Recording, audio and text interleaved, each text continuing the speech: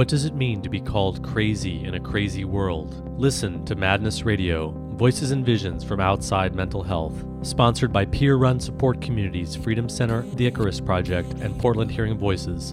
Madness Radio can be heard on FM stations on the Pacifica Radio Network and is online at kboo.fm/madnessradio.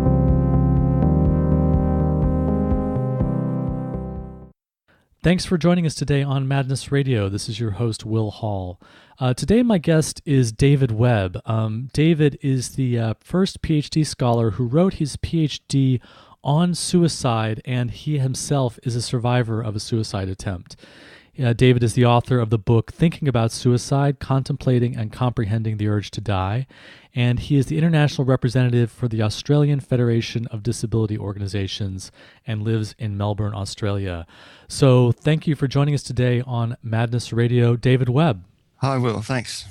It's really great to be here, and I really want to honor your work. You're really having a growing influence on the peer recovery movement, both in the U.S. and Europe and in Australia and around the world, because you've really touched on something that's so important, this issue of suicide and the urge to die, the urge to kill ourselves. And so many of us who end up in the mental health system, this is really the central issue. It's the reason that people get locked up against their wills to protect people around suicide. It's the thing that is the most scary aspect often of having a mental health diagnosis. And you are taking a very innovative approach from your own personal experience of wanting to die and struggling with that and then attempting suicide. And so I'm very honored to have you on the show. And maybe we should start out by, if you could just tell us, how did you get into this topic? How did you come to write the book? And what's your own story around that suicide attempt? Yeah, thanks, Will, and great to be here. Now, there's been two periods in my life when I've been suicidal. One was way back in 1979. And as the years passed by, I thought what happened in 1979 was just some youthful aberration. But then it resurfaced in my life in the mid-90s.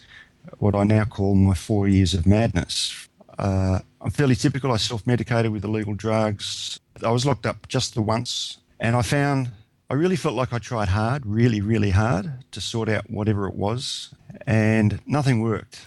I was medicated, I was counselled. As I said, I was locked up once. I took refuge in the countryside. I lived for a while on a yoga ashram, and nothing seemed to work. And indeed, some of the treatment, particularly the psychiatric treatment, actually made things significantly worse. And David, when you say that you were in these 4 years of madness, what kinds of things were happening to you? Were you really very depressed, or what was it that was part of that madness? I still can't say for sure the cause of my suicidal feelings.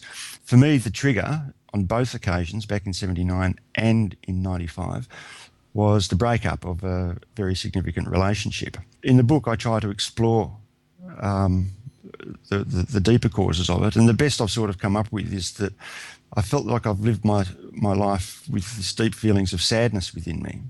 And when these relationships collapsed, that sadness overwhelmed me. It was like the dam broke, and I just was overwhelmed. Were you very withdrawn and just not connecting with other people and having a hard time sort of functioning in the world? Or I took relief. Like I said, I self-medicated with illegal drugs. The only antidepressant that's ever worked for me has been heroin. I do not advocate it as an antidepressant because it's got a lot of downsides to it, just like the prescribed antidepressants. So I got caught up in that world for a while. I was unable to work. I applied for a job and I got accepted for the job, and I was driving to work for my very first day at work, and instead of turning right to go to the office, I turned left and went down to the dealer on the street, and I never ever did one day of work in that job. I just couldn't do stuff. I took refuge living in a yoga ashram for a while. That was fantastic. But whenever I stepped foot out of the ashram and came back to the city, I just went straight to the drugs again. I just didn't want to be me. Eventually I was on the methadone and I was on antidepressants, and they put me on an antipsychotic drug as well. And I put on 20 kilos of weight. I just sat at home watching daytime TV, and everybody thought this was a terrific result because I wasn't using heroin and I wasn't sort of actively or overtly suicidal. And I lived like that for 8 months, and I realised I don't want to live like this. And I decided I had to get off all these drugs. And I said, I don't care if I live or die, but I'm not going to live like this in a drugged up sort of fat zombie blob watching TV. Wow. So you went from the illegal drugs to the psychiatric drugs. Yeah, and that was the worst of it. That when I was on that full load of psychiatric drugs for like nearly a year, that was pretty much the worst year of my life. And I went to the doctor and said, "Look, this isn't working." And he actually agreed with me. This was the methadone doctor. So we took the decision to come off the methadone, and that takes a long time. Yeah.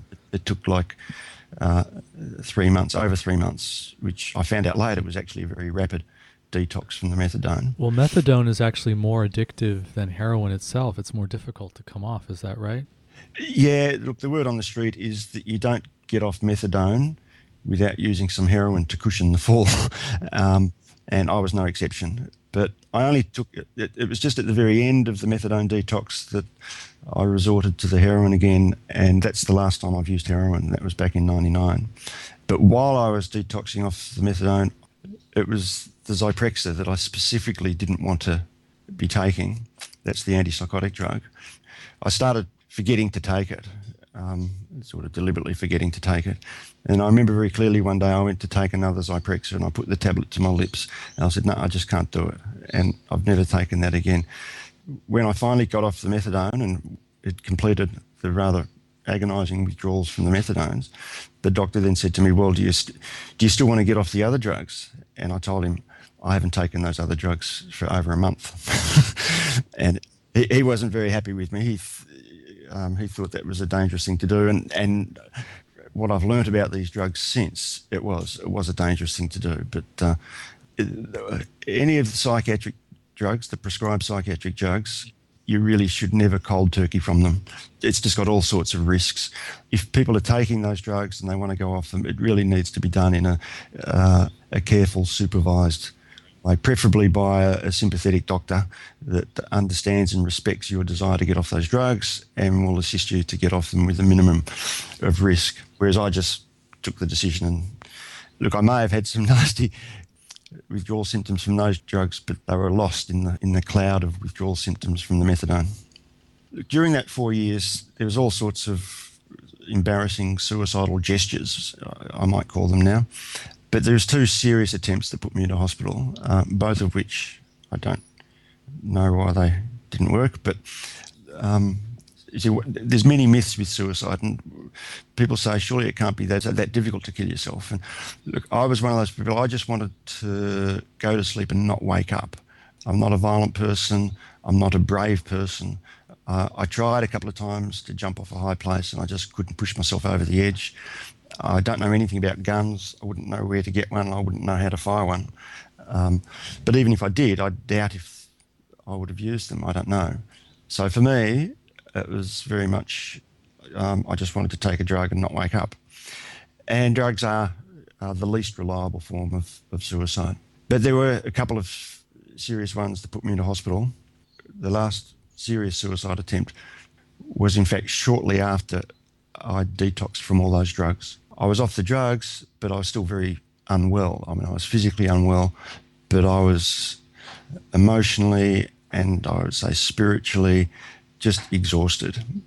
And I was also exhausted in that I felt that I'd tried everything. You know, I'd done 4 years of, hospitals, doctors, retreats, ashrams, medication, counselling, talking therapy. I really felt like I'd tried everything, and if anything, it was worse than it was at the beginning of the 4 years. And so I was just utterly exhausted. A lot of people talk about how there is usually some ambivalence in the suicidal person, and that rings true for me. I still sort of recognise there is this life force within me that, wanted to stay alive. And at times it was reasonably strong, and at times it was very weak. But I just reached the point where life was intolerable and I couldn't see any alternative. And so I tried to snuff that life out. Wow. So you tried to go to sleep without waking up with this massive dose of drugs, and and alcohol, and then you ended up waking up in the hospital that wasn't successful. Well, there was 2 occasions when that happened, and one of them ended up me being locked up because the doctor asked me, well, where are you going to go if I discharge you from here? And I said, I didn't have anywhere to live at the time, and I said, I don't know. And he got so frustrated with me, he actually sort of leapt to his feet and exclaimed, you know what your trouble is, David, you're not prepared to take responsibility for yourself. And I thought that was a very peculiar thing to say to someone who had tried to kill themselves just a couple of days beforehand. Your suicide attempt, in a sense, was like an effort to try and take responsibility or try and do something. Yeah, it's interesting you say that, because that's my feeling. This was my sort of last attempt at having some control over my life, which was to wipe it out. You know, when you wake up after a suicide attempt like that, and particularly if you've been revived in hospital, it's a pretty awful feeling. There's no sense of failure quite like failing at suicide. And so the psychiatric treatments that you received, the hospitalizations, none of it really helped you at all. No. The time I was locked up, really, it was only a couple of days. I'd spent a little bit of time on the psychiatric wards as a voluntary patient, and basically it was the psychiatrist makes his diagnosis, which for me was major depression, and then take the pills. And after he thought the pills were having some effect, I was discharged. On one occasion, that's what happened. On another occasion, I didn't want to take the pills, so he just said, well, there's nothing we can do for you here if you don't take your pills, and he discharged me on that occasion. And the time when I did take the pills, I mean, I was ready to leave. I was bored witless after 3 weeks on the psychiatric ward.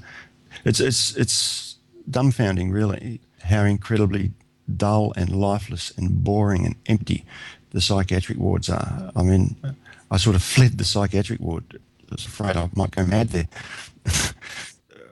One of the other psychiatric interventions that was particularly unhelpful was when the psychiatrist, he cranked my antidepressants up to more than the maximum recommended dose, which the only real effect that seemed to have was that I couldn't sleep.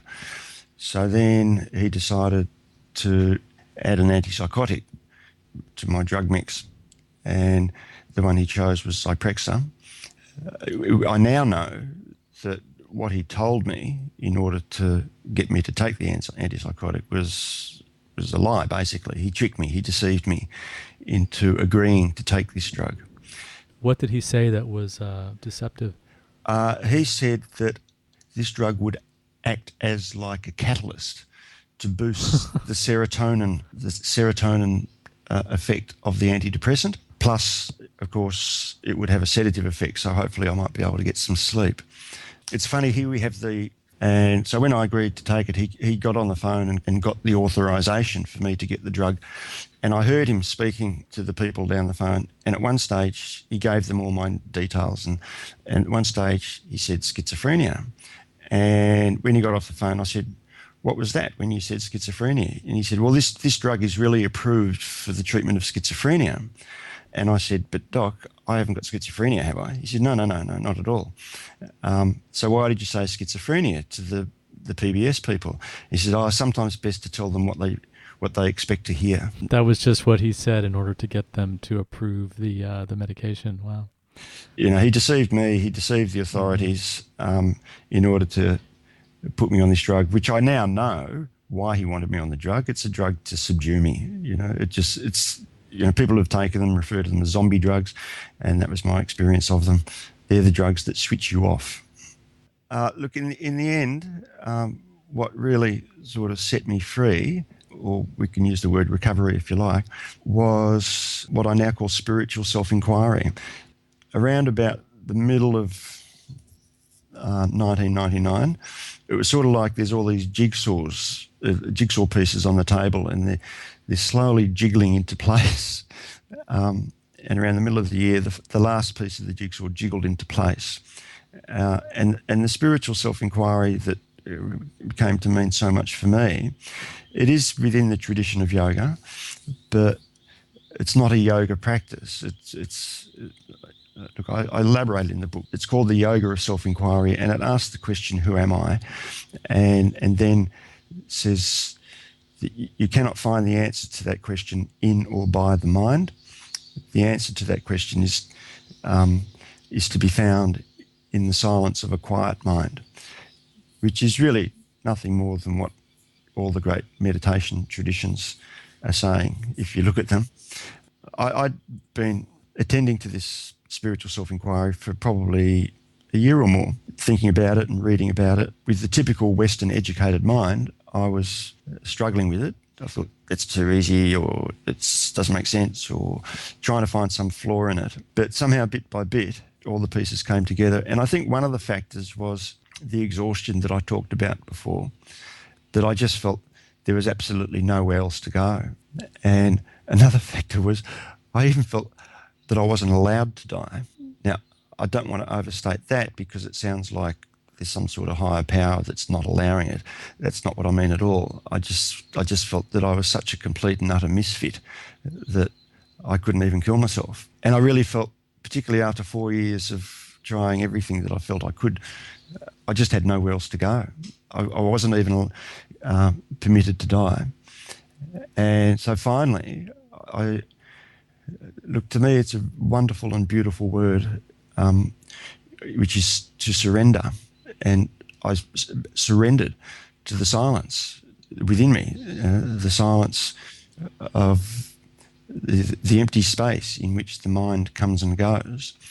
And sort of almost overnight, everything changed, because in that silence I discovered an inner peace. And I realised that this inner peace had been with me all my life. So after 45 years of thinking that my innermost self was this very sad person, that in fact my innermost self was this unbelievable, bottomless, endless, timeless sense of peace. I mean, I also felt like a complete idiot, because here I had spent 45 years sort of searching for something, and there it was inside me all the time. David, I remember reading in one of your interviews that you said you wouldn't give up your suicidal feelings and your suicidal experience. Do you think that that's true? Is that an important part of you? Yeah, I think what I said is that I'm grateful for them, and some people find that a bit odd, but I'm grateful for them because I can't imagine being where I am today or who I am today if I hadn't had those difficult times. Given that that's been my personal journey to this point, yes, I'm grateful for it. But then I also very quick must say that I do not advocate suicidality as a spiritual practice. But for you, it played a role in leading you to this place of surrender and discovering this peace within yourself. It really motivated me, sort of pushed me into having to attend to that question, who am I? You know, I'd run out of excuses and I'd run out of any other options. I like I said, it really was my last shot, and I found peace. For the first few months after that, it was really quite a novel feeling for me to actually want to be alive. I talked about wanting to walk in the world again for the first time in 4 years. Although I was just happy to want to be living again, I was still curious to make some sort of sense of all of what I'd been through. So I went down to the library and I got some books out of the library on suicide. I've wondered afterwards whether the people at the library were worried about this person taking out all these books on suicide. And then I started surfing the internet, and I found lots of literature and very learned papers about it. And I started to get very uncomfortable with what I was reading, and I realised it was because I couldn't recognise myself, my own story, in what all these experts were saying about this issue of suicide. And then I realised there was something else that was missing, in that the voice of the actual suicidal person was almost totally absent. Now, I've since learned over the years that, and the work that you and many others are doing, about the wonderful stuff happening around the world at the moment about bringing the consumer perspective into mental health in more general terms. These days, and in my research, I talked about the first-person voice.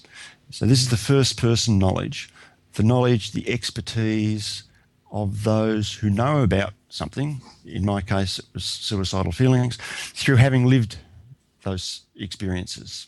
So this is the first person knowledge. Mm-hmm. And why is that important? What is it that's missing from the official perspective, and what is it that you think is really needs to change in the way we understand suicide and respond to it? I find it mind-boggling that people can think that they can know about these deeply personal, invisible feelings, thoughts, whatever, from a purely objective, or what I prefer to call third-person perspective. What we're talking about is what we feel and think. And I'll particularly mention feminist scholarship. There's no way I could have done my PhD if there hadn't previously been a generation of feminist scholars who were taking the political slogan of the personal is political into academia and saying the personal is also academic and scholarly and needs to be part of our academic and scholarly inquiry. But in mental health, over the same period, it seems to be going in the opposite direction. Increasingly, mental health is seen through the eyes of biological psychiatry, where it's all about brains and neurotransmitters, and what the actual person is thinking and feeling has become increasingly irrelevant to the study of psychiatric disorders. You're not really aware that the person that you turn to for help is treating you as a black box of symptoms and seeing only their diagnosis, only the illness. It's particularly problematic given the scientific status of the illnesses that they're diagnosing is pretty dodgy. So I was pretty appalled at what I found when I was looking at this literature of suicidology, and that's another word people think I make it up. No, there is suicidology is an established and legitimate discipline, academic discipline. There is the American Association of Suicidology, for instance. So when I was looking at the literature of suicidology, first of all, I noticed that the actual suicidal person was virtually invisible. Or I described it as that these experts were looking at people like me through the wrong end of the telescope, so that we were just these tiny little specks on the distant horizon. And I thought that was wrong. But then I was also, given my own experience, I was also looking for any discussion or consideration of spirituality and how spiritual values, our spiritual needs, our sense of self might be discussed in suicidology. And that was virtually completely absent. It was just not on the radar at all. I'm not saying that all suicidal crises are necessarily spiritual. I'm certainly not saying spirituality is some sort of universal panacea for people struggling with suicidal feelings. But I do say that it was certainly important to me, and I believe it's certainly important to a lot of other people, and therefore it should be important to suicidology. So I just kept bumping into all these walls of prejudice and dogma. So I thought, I'll do something about that. Suicidology these days is very much dominated by the medical model of biological psychiatry, and few things irritate me more than the statement that I hear far too often, which is that depression causes suicide. I think that idea has been so thoroughly sold to the community that most people, at least here in Australia, think depression causes suicide, or that suicide is caused by depression. Now, that is not a statement that stands up to any serious scientific scrutiny. It's really public relations. It's a simple and simplistic idea that has been used to promote the medicalisation of suicide and to promote the medicalisation of so-called depression. And I believe it's doing great harm. It's dehumanising experiences, and they might be difficult and grim and challenging and frightening. Frightening for the person themselves and frightening for the person around them. But I don't think it's helpful to try and reduce these complex, mysterious experiences to this shallow, superficial, third-person knowledge of medical science. It's just unhelpful. In fact, I've reached the point where I think it's just so unhelpful. It's actually the biggest obstacle, or one of the biggest obstacles that we face in suicide prevention. What are some of the other beliefs? I know that they also will say that it's a cry for help or that it's actually a rare emergency situation. There's a whole bunch of myths around suicide, and one of them is that it's a cry for help. And look, it might often be a cry for help, but you'll also hear people say that it's just a cry for help. Another one you'll hear is that it's attention-seeking behaviour. Another one is that people that talk about suicide don't actually go and do it. There's lots of myths. And the experts do debunk many of these myths as they should, and correctly. I say there's the popular myths, which is some of the ones we've just mentioned, but there's the professional myths. And it's the professional myths that I believe are the most dangerous. And at the top of the professional myths around suicide is the one we've been talking about, that suicide is caused by a medical illness called depression. That's a myth that has become so pervasive that we're just not looking beyond that, because it says that if depression causes suicide, then we need to treat the depression. And we stop looking for what's actually causing the depression. Like virtually all of the diagnostic categories in modern psychiatry, the best that can be said about their scientific status is that they are all an hypothesis. They're hypothetical. But they've not yet been validated, not by a long shot. And in fact, there's mounting evidence that as hypotheses, they're very weak. And what are some of the other professional myths that you would want to help uncover? Well, I've heard people say that suicide is a gendered issue, that in most countries, including Australia and I believe the US, that it's roughly 3 to 4 times as many men suicide than do women. But then you've got to also look at the other data that's generally accepted in many countries like Australia and the US is that it's about 3 to 4 times as many women attempt suicide. See, another myth is that suicide, the study of suicide, has to be the study of people who have died by suicide. And these people are saying rather pedantically that suicide by definition means there's a dead body somewhere. And I've heard this stated and written in various ways that it actually incredibly offensive to people like me, because what they're saying is the only genuine suicide attempt is a successful one. But putting aside the offence, I think it's also not helpful, because they then contradict themselves with their own data, where there's really no very good, strong predictors of suicide. There's lots of studies to try and look at the factors that lead people to suicide. But one of the strongest predictors is a previous suicide attempt. Now, the first time I read that, I almost fell off my chair and I realised, oh, suicide's just like everything else. It takes practice. And I laughed. People don't like me laughing about suicide because that's considered naughty too. Most people who suicide don't get it right the first time. Some do. And a previous suicide attempt is the only sort of strong predictor of future suicide. Then surely the people who have survived suicide attempts have got something interesting to say. But the experts will say, no, these people haven't got anything interesting to say because the only genuine suicide attempt is a successful one.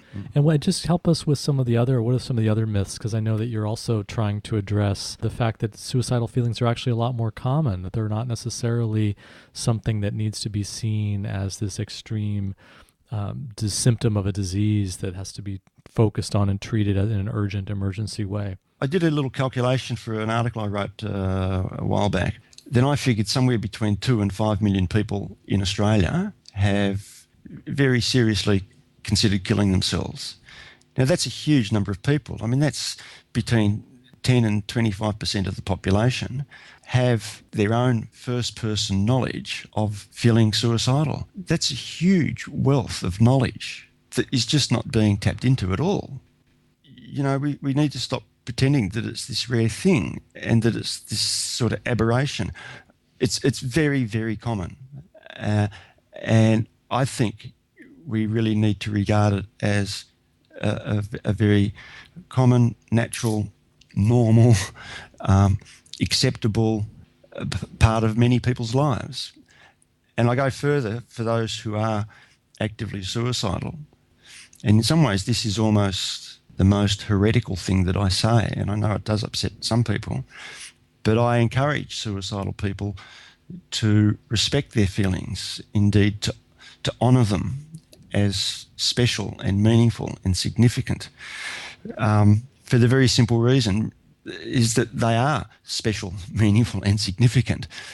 So treat them with that respect and honour, and I go further to say regard them as sacred feelings.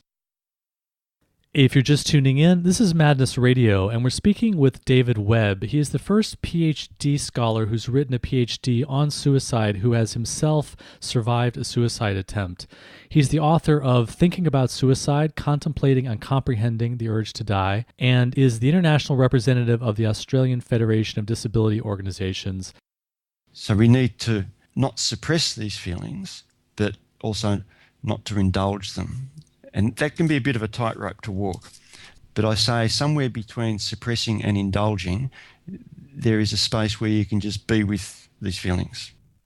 And David, do you believe that it's important for communities and people to be talking about these feelings and getting together and having opportunities to discuss them openly? Because one of the things that happens is that they really go underground, and as soon as someone even starts to mention suicidal feelings, immediately there's talk of let's call police, let's get them to the hospital, let's intervene in them.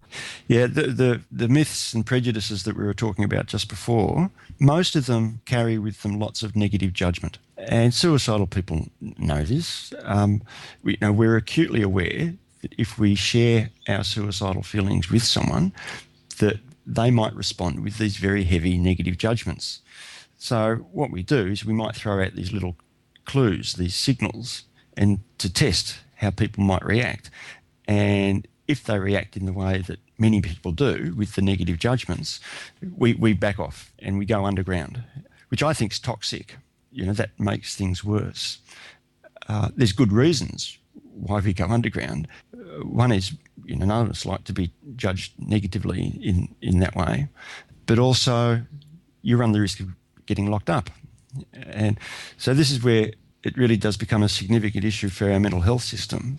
Here in Australia, a risk of suicide is one of the reasons why you're likely to be locked up by our mental health system. So we have the situation that our mental health system, which is meant to exist to help people who are suicidal, is actually one of the reasons why suicidal people hide from the system that's meant to be there to help them. I've met numerous people now who typically they've already had their own bad experience of our mental health system, but they will work very hard to make sure that they have nothing further to do with that system. And these include people who might still be struggling with very difficult emotional, psychological, spiritual issues that are causing a lot of distress, but they're actually avoiding the system that's in place that's supposed to be there to help them. It's a bizarre and really stupid situation. Yeah, the people end up hiding their feelings and not talking about them out of fear of being forced into the hospital or having an overreaction or having some kind of coercion happen to them. It becomes very counterproductive. And so what do you think would be, you've talked about changing community attitudes and creating mentally healthy communities. What kinds of things should we be doing as a society to create a society that's actually more healthy and has better attitudes and actually helps prevent suicide? I believe the key to suicide prevention is what we might call mentally healthy communities. What would a mentally healthy community look like? What would it do? Now, that's a huge question, and one that I think it would be good for all of us to spend some time on. One of the things that a mentally healthy community does is that it is capable of having a sensible conversation about suicide.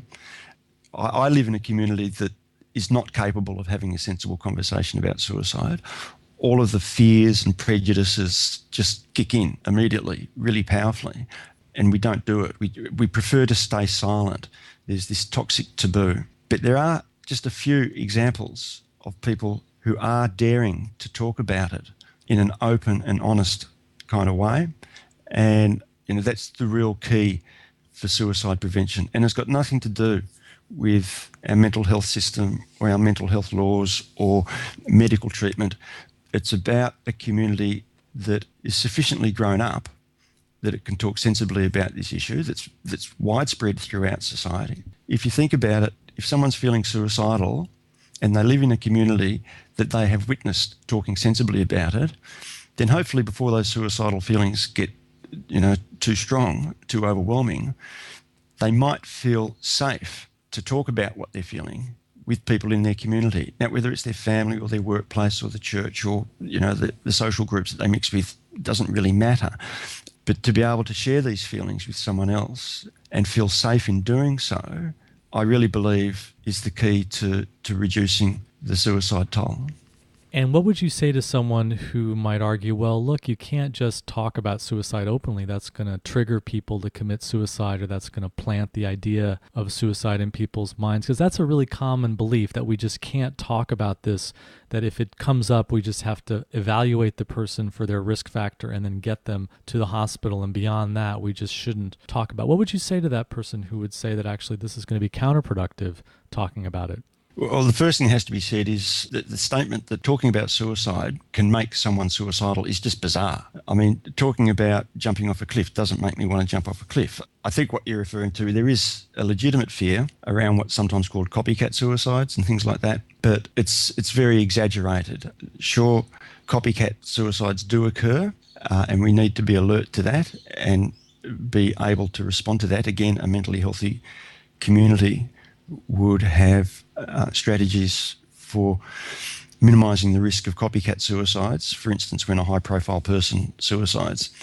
But the comment that you made is it's another example of there's just this incredible reluctance in the community to talk about it. And that reluctance comes from fear. And look, I guess I find that fear understandable, because the thing about suicide is that if someone goes ahead with it, that's it. There's no second chances. There's the sort of finality of suicide that really freaks people out, and understandably. It freaks me out. People come up to me and tell me, it's sort of part of my work, I guess, that people do approach me and share their suicidal feelings with me. And sometimes I say to them, well, slow down. What you're telling me is really scary. So let's be honest about the fear here as well. But it's not an excuse for just keeping our head in the sand. I don't know of any public health issue that's been resolved by not talking about it. And I think there's also the fear that, well, if someone is suicidal, we just can't just talk to them about it. We have to just get them to a safe place immediately. Again, I'd say that's part of the panic response. When people share their suicidal feelings with me, the very first thing I say is I'm not a counsellor or a therapist of any kind. So if that's what you're looking for, I'm sorry, I can't help you. But what I can do, hopefully, is I'm willing to share some of my story with you if you're interested. Secondly, I'm willing to listen to your story respectfully, hopefully. And then thirdly, I say, and if you're interested in my research, I can tell you a bit about that. Well, so far, people don't seem very interested in my research. We never get beyond sharing our stories. And when I say I'm not a therapist, the reaction so far has been, oh, thank heavens for that. I've had it up to here with therapists and counsellors. Yeah, that's actually my experience too. I'm actually a therapist now, but I always preface that by saying, but I'm also someone who has been diagnosed and been in hospitals, and that often I get a sigh of relief from some of the people that I work with when I explain that. That sigh of relief, you said it. That's the most common reaction. And I've come across some people here in Australia that are doing amazing work at a very grassroots level in small country towns, where they're doing the training to try and reduce suicide in their communities after a spate of suicide some time ago. And it all revolves around asking the question. And the question is, if you think a person might be suicidal, you ask them, are you thinking of killing yourself? And so far, the reports seem to be that if someone is feeling suicidal and they get asked that question, there's this sigh of relief. And one of the reasons we don't ask that question is because we're terrified of the answer being yes. And what do we do then? And what do you think also of things that are often taught in therapy schools? One of them is to get a contract with the person. I promise that I won't commit suicide. There's actually, I understand there's research now that the idea of a contract doesn't really help. Well, I think contracts are just comical. I woke up in hospital once, and the doctor who revived me, who I'd never seen before, asked me to promise her that I wouldn't do it again. And I said, are you crazy? I mean, I can't make that promise to my brother sitting beside my bed in tears. How on earth can I make that promise to you, you complete stranger? I laughed at it, which was not good for my relationship with the doctors. But so I find the contract thing sort of just comical, really. And yeah, I believe the research indicates that they're really not very useful. So someone might be thinking about suicide, but okay, how serious has that thinking developed? And it's pretty obvious stuff. Do they have a plan? If they do, then that means that, yeah, they're reasonably well down the track here. Do they have a date?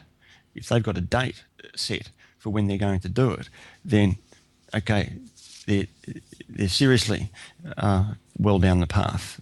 Or have they done things like burned photographs or destroyed journals or done things to start preparing for that date? Or do they actually have the means? Have they acquired whatever they're going to be using? If you've got a plan and if you've got a date and if you're starting to tidy up your affairs for after you've gone, then that's sort of fairly well-developed suicidal feelings. And they're cues or clues for, asking the question, are you feeling suicidal?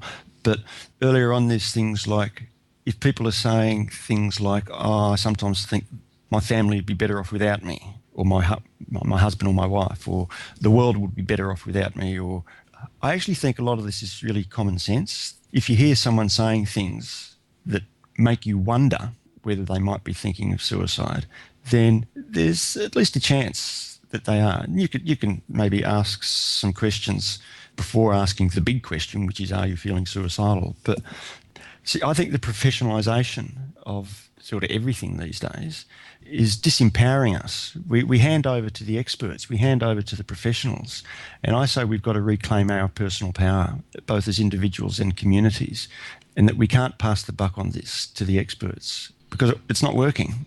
And the experts, they've got it seriously wrong in my book. And what are your thoughts about the use of force? Because I think that sometimes people do want a safer place and they do want to go into a hospital, but often professionals are taught, well, we have to report, it's a mandatory reporting, and then we're required, if this person is suicidal, if they're a high risk, then whether or not that person wants to go to the hospital or not, we're going to force them, we're going to lock them up, we're going to put them in a locked unit for their own good to keep them safe. What are your thoughts about that? Look, there's two issues here, and now we're sort of getting a little bit into the human rights work that I've done. We really need to distinguish between the right to liberty and the right to refuse unwanted medical treatment. So I will possibly get in trouble with some of my fellow psychiatric survivor political campaigners, but I do believe that there are occasions when we can claim a collective right to override an individual's right to liberty and detain that person if we believe that there is a very real, serious and imminent risk that they're about to suicide, hovering at the edge of the cliff sort of scenario. But I hesitate to say that because that's what we currently have.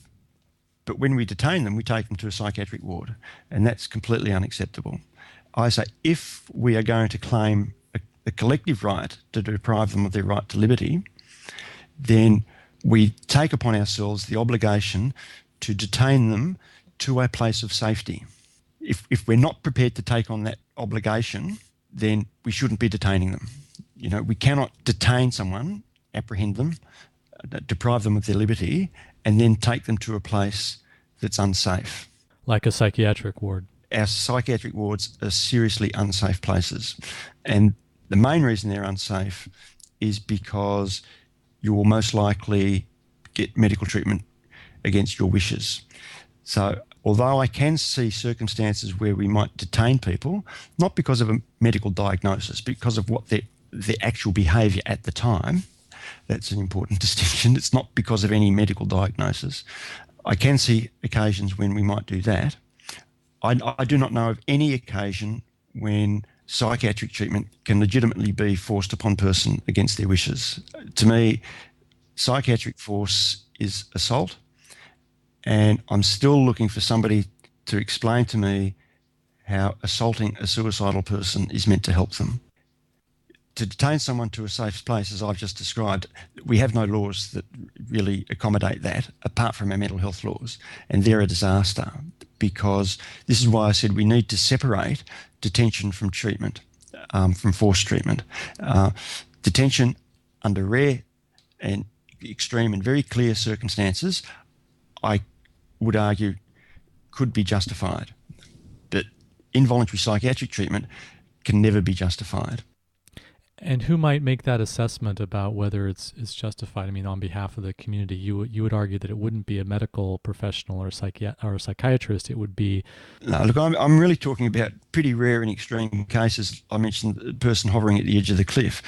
So it might be properly trained police, which I realise might be asking for a lot, but more likely it's the community itself. I mean, the first people that are going to be noticing this extreme behaviour will be the people around the person, and look, I think that happens all the time already.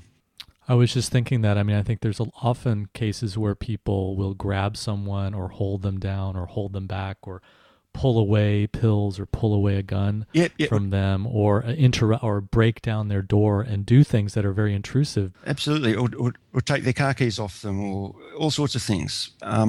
We do that as a community, and we do that as a responsible community. Drafting this into some sort of legislation is a curly question. I'll leave that to the lawyers. But again, it's an example of, I think we as communities and individuals need to reclaim our power and our authority and take these actions at times when we feel it's necessary. But coming back to the mental health system, one thing I haven't said is I regard suicide as best understood as a crisis of the self. And I say that very deliberately in contrast to the view that suicide is caused by a medical condition called depression. If someone is having a crisis of the self sufficient for them to be seriously thinking about killing themselves, then in our current system, you might find yourself on the psychiatric ward, whether voluntary or involuntary. And quite likely, if you find yourself on the psychiatric ward, you're pretty at the end of your tether. It might be your last resort, your last option, your last possibility to try and find some way of not killing yourself. So you're really clutching at straws at this stage, and that many people's experience. But then you find yourself on the ward, and what happens? You get assaulted. Really, how is that meant to help someone who's feeling that life's not worth it anyway? This is you reaching out for your last, clutching at the last straw to stay alive, and you get assaulted.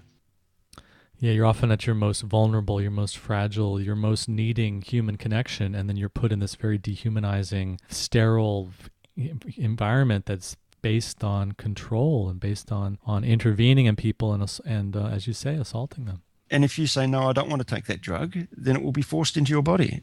I mean, it's an incredible violation. I mean, some people call it torture, and I don't disagree with that. Other people I've met compare involuntary psychiatric treatment to rape, and this includes women I know who have been raped, and they say involuntary psychiatric force is just like rape. When I call it assault, I'm using moderate language. Yeah, I mean at the very least, we have to call it what it is, which is an assault on your body and mind.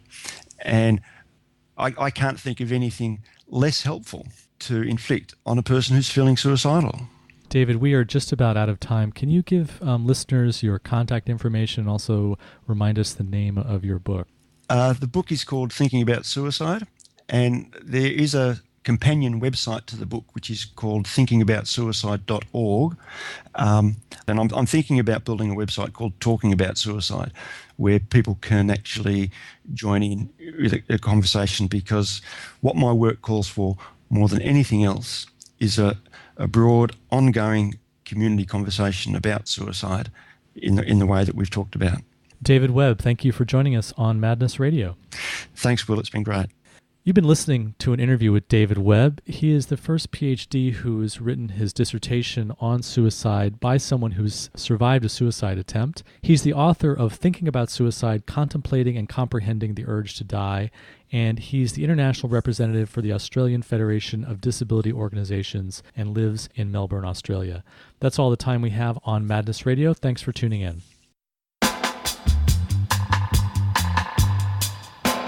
You've been listening to Madness Radio, voices and visions from outside mental health.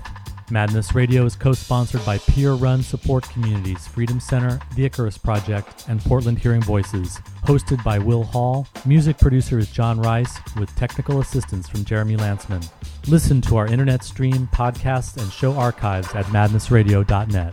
Madness Radio can be heard on FM stations on the Pacifica Radio Network, including KBOO in Oregon, WXOJ and WBCR in Massachusetts, Alaska's KWMD, and WPRR in Michigan. If you have an idea for a story or guest on Madness Radio, to help get us broadcast on a station near you, or if you just want to share what's in your head, contact radio@madnessradio.net.